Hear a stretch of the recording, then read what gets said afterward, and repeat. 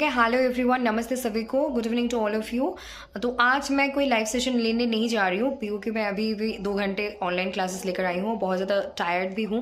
But फिर भी मुझे जो इंपॉर्टेंट इन्फॉर्मेशन आपको देनी थी, 27 नंग WB set West Bengal state eligibility test, 27 नंग 27 नंग के West Bengal state eligibility test के एग्जाम के एडमिट कार्ड आ चुके हैं। सो प्लीज़ आप लोग अपना एडमिट कार्ड डाउनलोड करके रख लीजिए और बाद में एग्जाम से पहले बहुत अच्छे तरीके से केयरफुली প্রিন্ট আউট নিকালকে রাখ দেনা, ঠিক আছে।